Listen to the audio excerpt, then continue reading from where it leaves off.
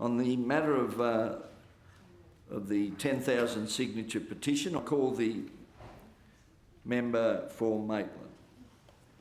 Thank you, Mr Deputy Speaker, and I proudly rise today to speak on behalf of the more than 10,000 New South Wales citizens who signed the petition we're debating today.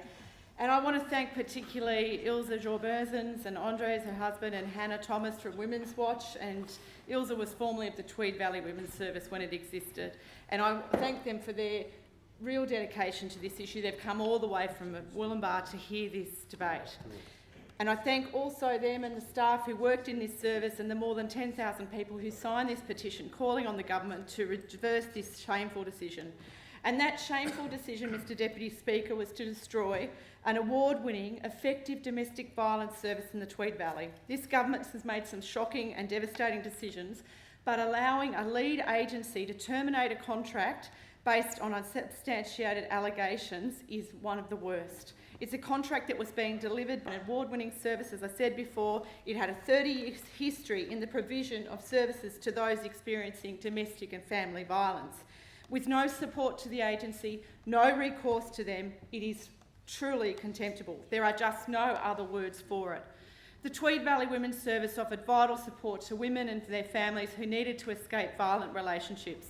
It provided a safe location for them to reside away from the fear of violence. And when the lead agency cut down that service, they left it, they burned it, they razed it to the ground in terms of leaving it as a community asset which was not going to be used. This service had been exemplary in implementing the New South Wales policy, it stops here. And the government abandoned the women of the Tweed Valley and the North Coast by standing by and doing nothing while the CEO of this service, a woman who actively campaigned for the National Party at the last federal election on a video on their Facebook page, to bully and intimidate them out of a service. For over 30 years, the service was an essential safety net for the women of the North Coast, and unfortunately, the member for Tweed and the member for Lismore, Mr Deputy Speaker, were missing in action in representing their constituents on this matter.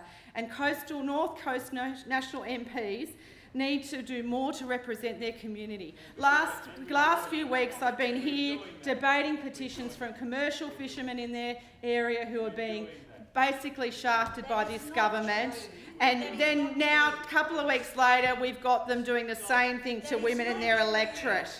Now we see those two members who ignore the cries for help from those in their community are sitting up here today, and I hope that they have the actual grace and guts to look these people in the eye and tell them why they refuse to represent them. And I thank the federal member for Richmond, Ms Justine Elliott, who launched the petition in January 2016, who takes her role in representing the people of the North Coast seriously. I know she and many of her constituents are watching this debate from the North Coast on Facebook. And all these fellows can do, Mr Speaker, is just snipe from the sides, the little dogs that come down here and have a little yap, but they can't actually meet with their constituents.